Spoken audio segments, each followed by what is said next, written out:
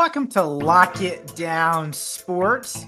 I'm your host, Locke Hoover, and you can follow me on X at Lock It Up Media. That's Lock It Up Media on X. You can also check us out at E5280 Sports. That's E5280 Sports. And today on the show, why at this point the Braves don't need to sign a starting pitcher, how this former player values himself over his team, a swing and a miss for this organization, and Super Bowl wrap-up. And that's exactly where I want to start the show today. Wow. Holy smokes. Surprising. I don't think anyone really saw that coming. Yeah, maybe you have the Eagles winning, sure. But that dominant of a fashion by Philly all the way around, I mean, very impressive what they did in New Orleans to dominate, absolutely dominate Kansas City. I mean, the Eagles were able to move the ball through the air doing pretty much whatever they wanted. 8.4 yards per pass play, and the air totaled 210 yards, rushed for 135, total of 345 yards. And the big thing with Philly was the huge chunk plays. I mean, you're getting long stretches, you're getting those long touchdown catches from Devontae Smith. It's that, and AJ Brown had a big chunk play as well. And that was it. I mean, that was the big thing, them getting those huge chunk plays and pretty much dominating and controlling the clock and doing really whatever they wanted offensively. As they had 21 first downs compared to Kansas City's 12 first downs. I mean, I think there weren't really any tough calls either when it came to what the Eagles should do. Are we going for it on fourth down? Are we punting? Are we kicking it was a very pretty much straightforward game to me of, oh yeah, 4th and 1. Yeah, we're going to tush push this and we're going to get that yard or we're going to get that touchdown, right? We're up by a decent margin. Let's take the 3, kick the field goal. And they did. It's not like, oh, should we go for it? No, I mean, it was a pretty laid out game. It was an easy offensive night for Philly, and it was really a boring game. And it was surprised me how with the result of the end result.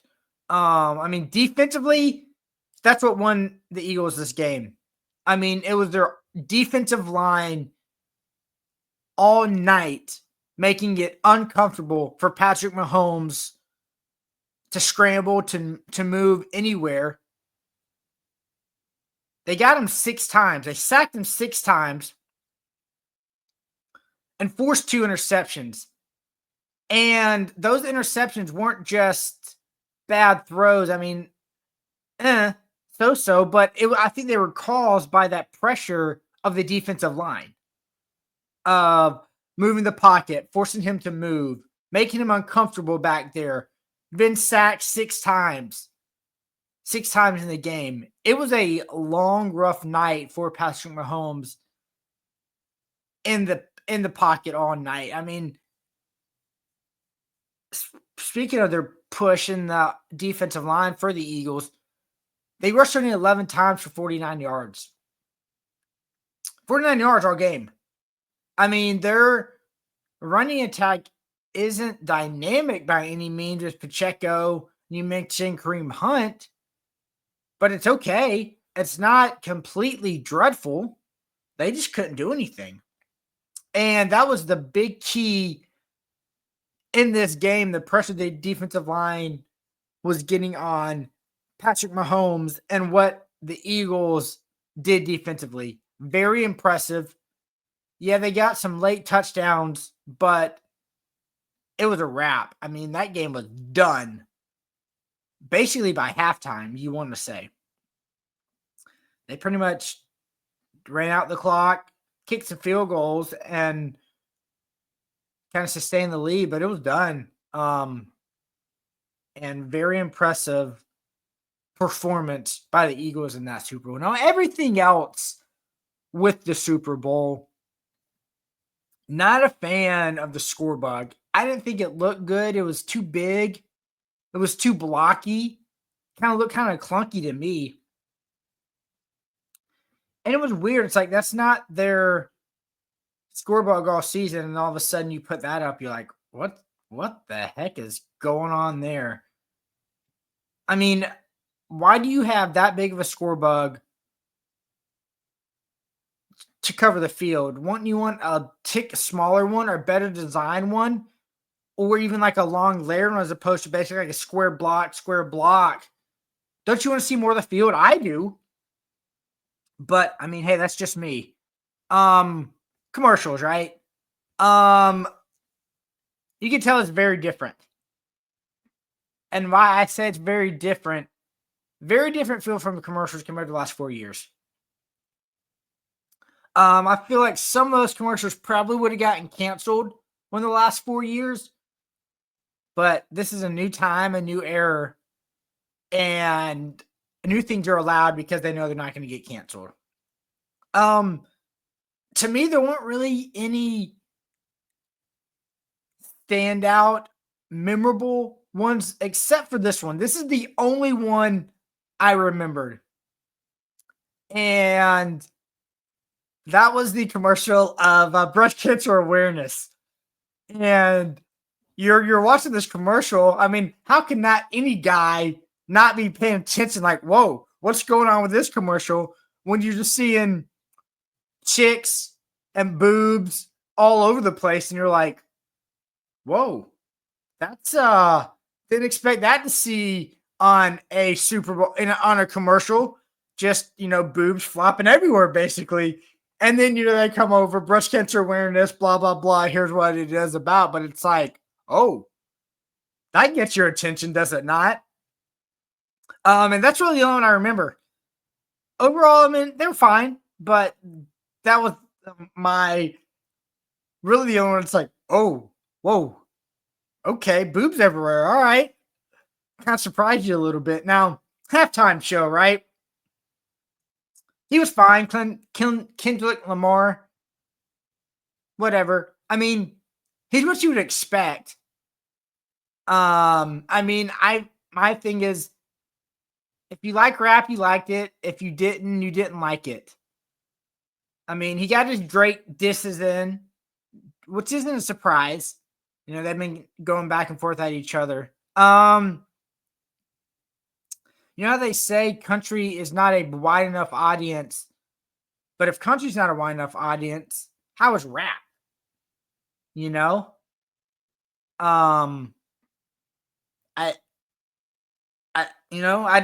That's for the longest time why there hasn't been a country artist that's done the Super Bowl. It's not a big enough worldwide audience. A country singer. Does someone like Kendrick Lamar have more pull, more worldwide appeal? I mean, but the big thing is, I think it's Jay-Z's company's been running the halftime show and selecting people, and basically his people, which I understand, but maybe diversify a little bit who does a halftime show. I mean, and I didn't even remember this. That's how much I remember halftime shows. I had to think about who did here. Rihanna with Prego Rihanna with the baby bump. And then Kendrick Lamar did it 2 years ago, I believe. And I didn't realize that until like I saw some article. I don't remember where it was. And I was like, oh, huh. So it's whatever. It's fine.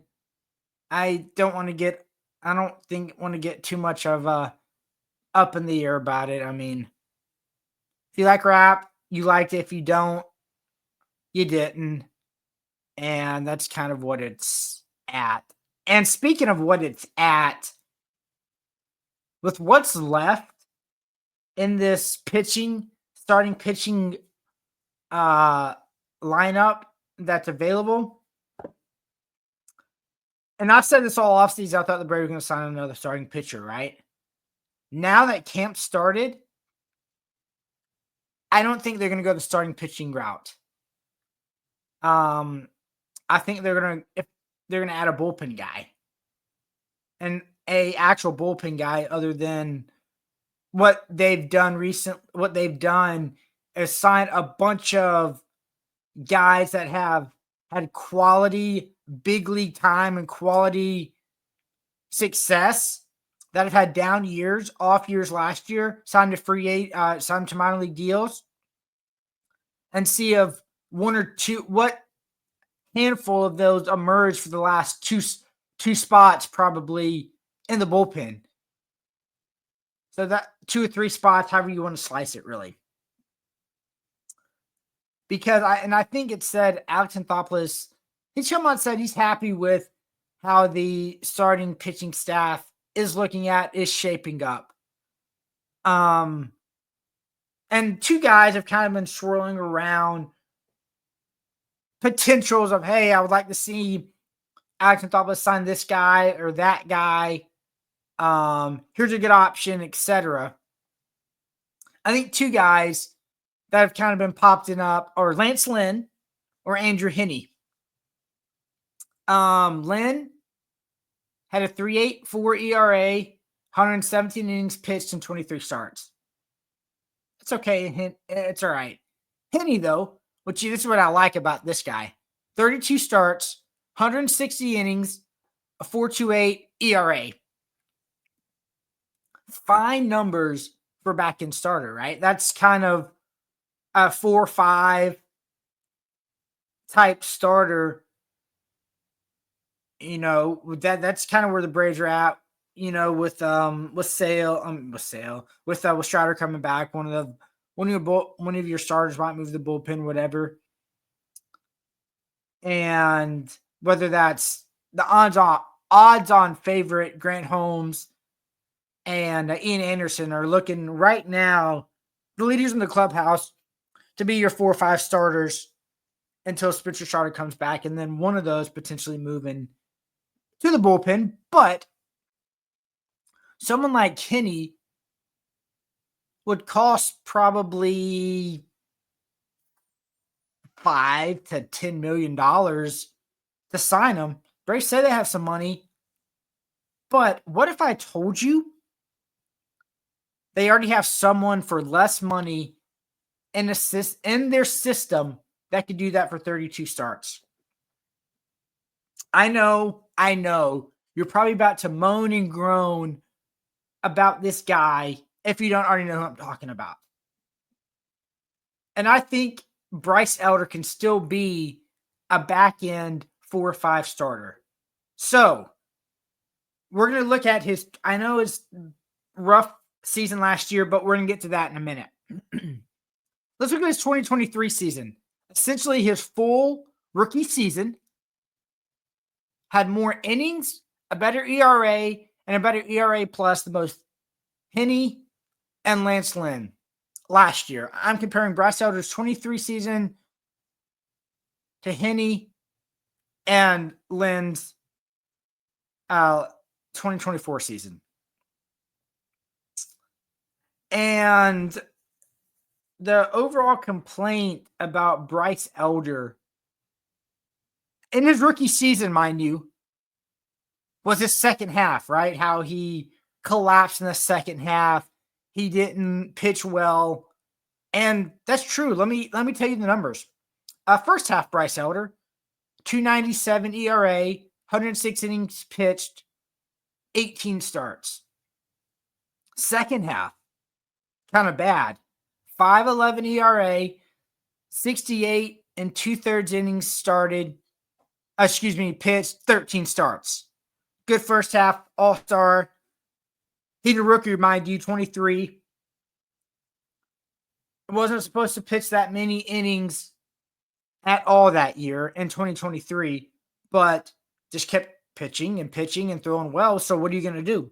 And the Braves needed him. Without a doubt, with the injuries in that rotation, they needed him. And he pitched well. So let me go to 11-year vet. Let me repeat that. 11-year vet compared to rookie year Bryce Elder, Andrew Henia. First half, 3.79 ERA, worse than Elder, and 95 innings pitched, less innings, same amount of starts. Okay? But everyone's complaining about Bryce Elder's second half. Tell me how good you think this second half is for Andrew Heaney. His second half, 4.98 ERA, 65 innings pitched, 13 starts.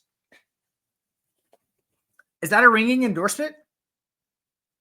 Is that good? Now, mind you, his overall ERA was 4.28.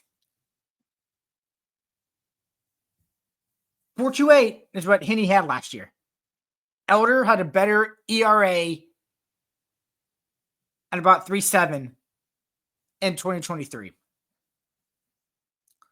But Locke, what about last year? We're talking about last year, right? Yeah, we can get there. I'm glad you asked. So Elder had 10 starts last year. Not a good ERA. 2.52, excuse me, can't read. 6.52 ERA. Yeah, that's I would say that's bad, right? Yeah, I would too. Well, I did a little bit more of a deep dive. In his 10 starts, to me, he had 5 good starts. And what I mean by that, 5 good starts where he gave up 2 runs or less and went 5+ innings. So 5+ innings, 2 runs or less. There's 5 good ones. He had 4 bad starts. And when I mean bad, they were bad. 4 bad starts where he gave up 6 runs or more. Yeah, that ain't good. And then he had one start where he went 5 and gave up 3 runs.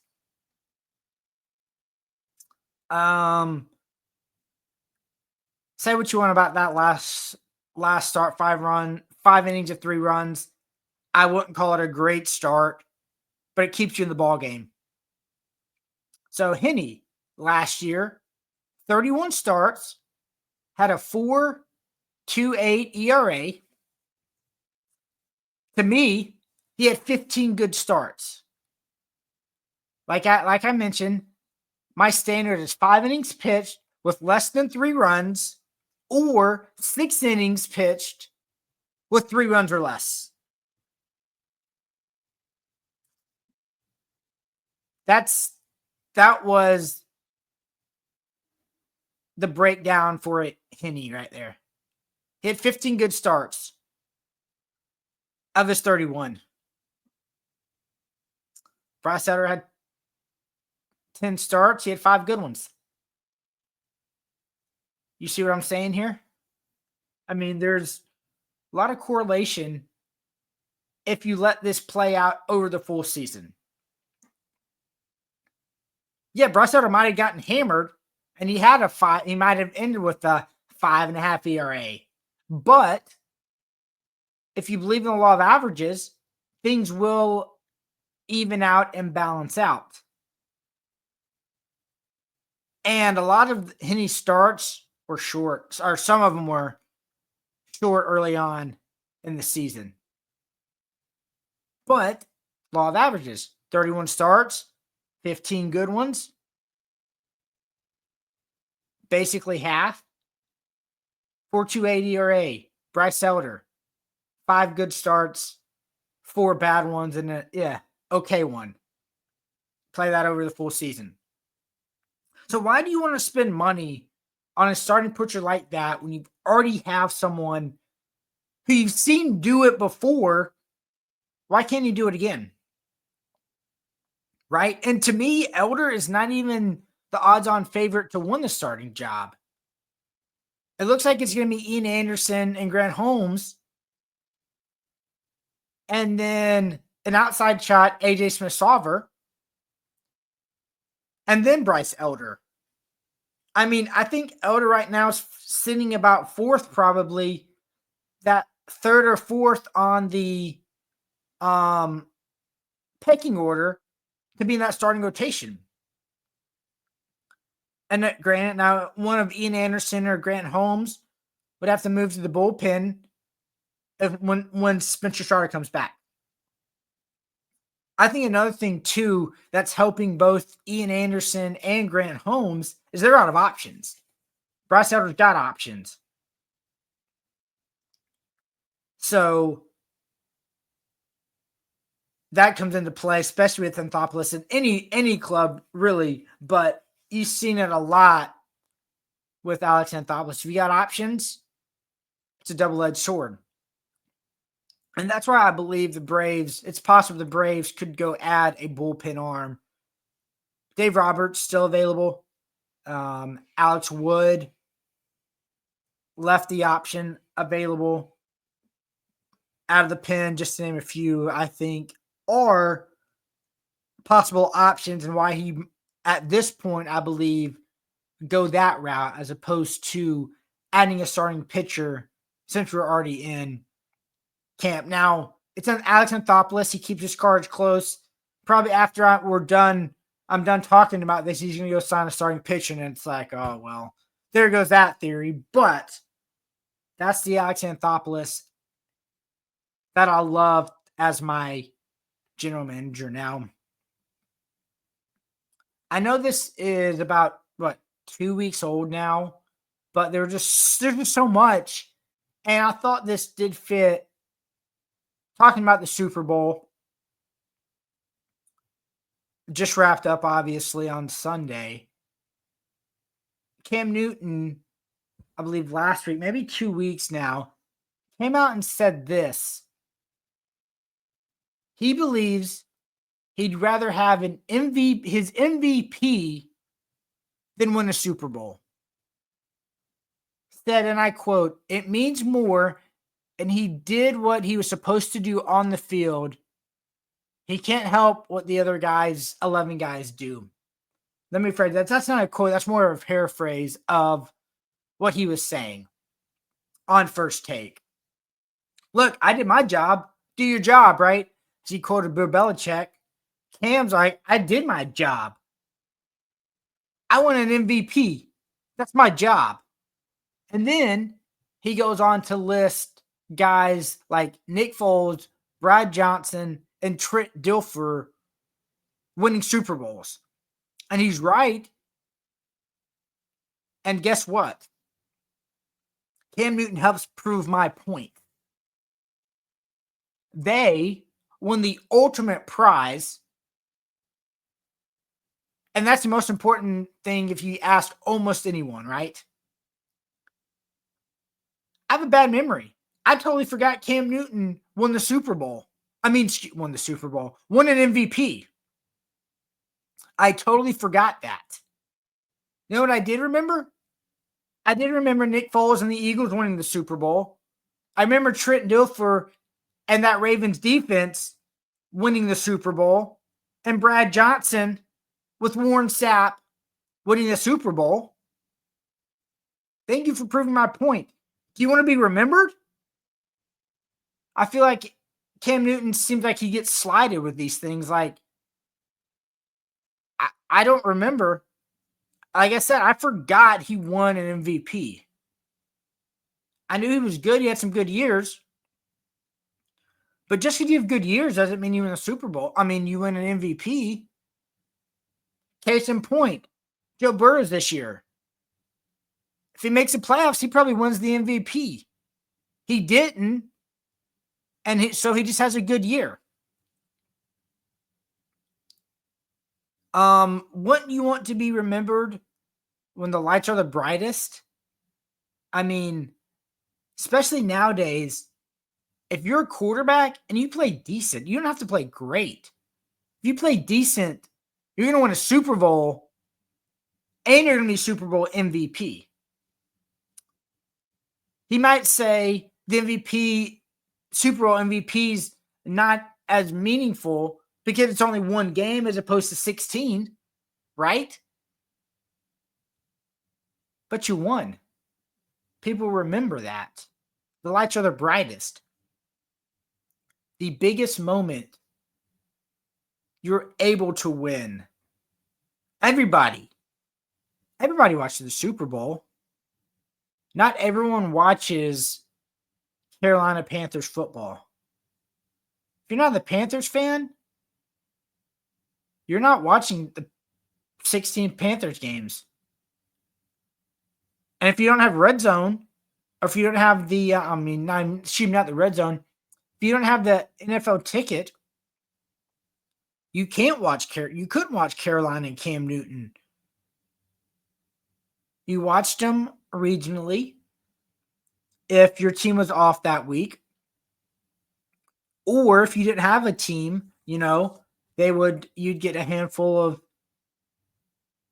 maybe you get a handful of Carolina. If, say, you live in Alabama, of course you're going to get some Cam Newton, but you get some Cam Newton games. Maybe you get Drew Brees.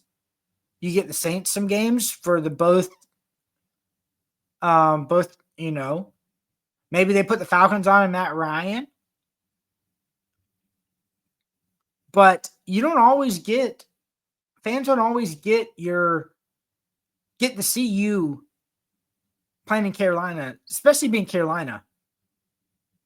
You're not a primetime team Monday night, Thursday night, Sunday night football where everybody's watching you.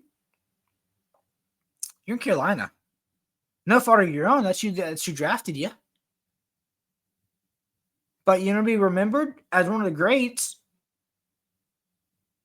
One of the greatest thing.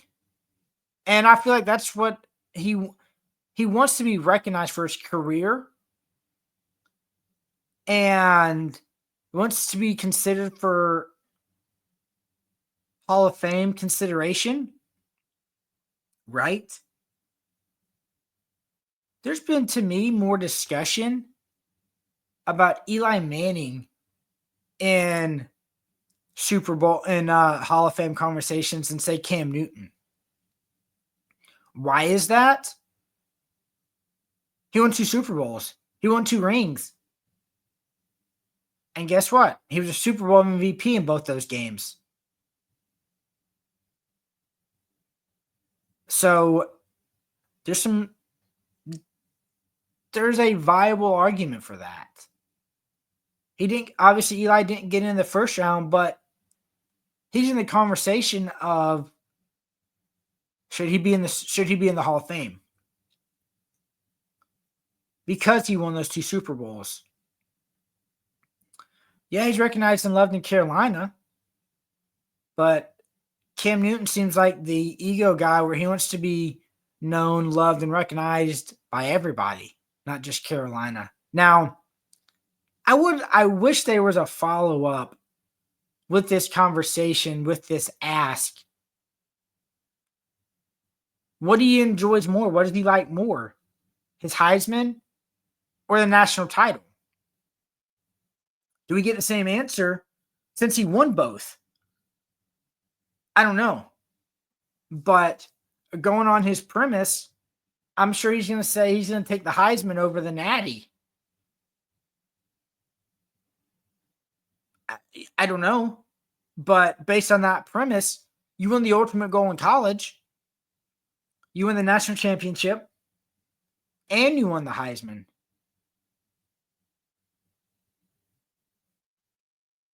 I think he says Heisman, but I don't know. That's what I would assume. If we're going on, he's more happy over the MVP than winning a Super Bowl. Same could be said in college.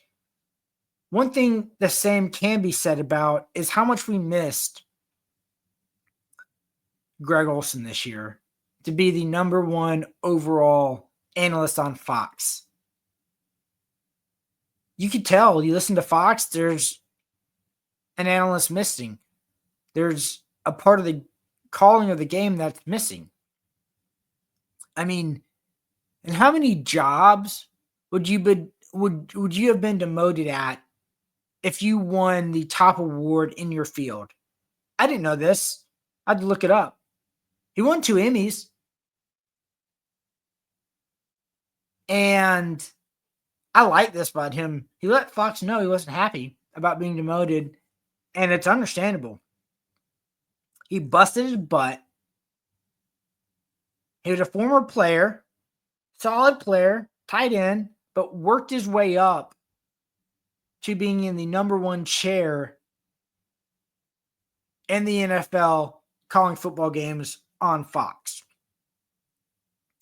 And then all of a sudden, a big name who's unproven, they throw a 10-year, $375 million contract, not knowing how good Tom Brady's going to do, how good he's going to be. Here's the number one job. You don't have to earn it.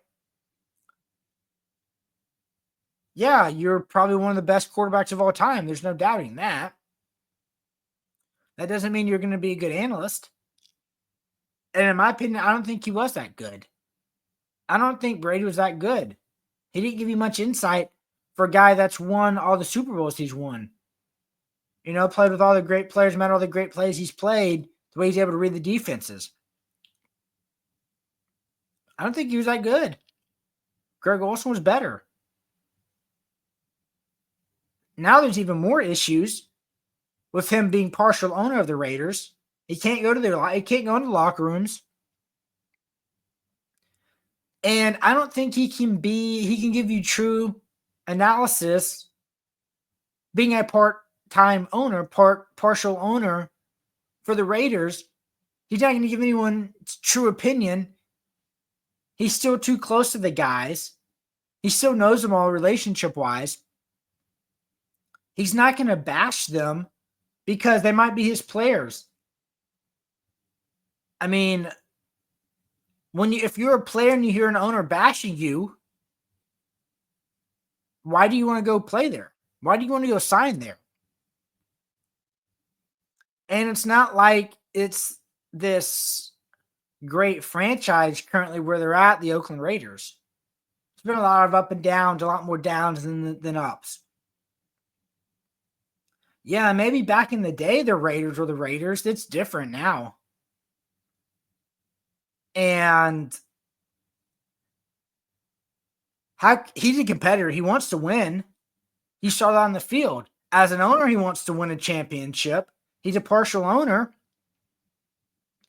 He's not going to give you true analysts of, you know what, this guy sucks. He can't make reads. He can't hit the hole. He can't catch the football. He's not going to tell you that. He's not going to break anything down. He's a partial owner. It doesn't fit, and I don't think he might be there for the entire 10 years, but it's not good. And it wouldn't surprise me if Greg Olson leaves. He's going to be the number one guy at a station whenever maybe not even when his contract's up, just he sees one and he goes and takes the number one opening job wherever that is. That's gonna be a fascinating thing to watch. And I'm all here for it, of the Brady thing. If he gets better, where does Greg Olson leave? Does he leave? Because Olson's not being bumped up to the number one spot, unfortunately.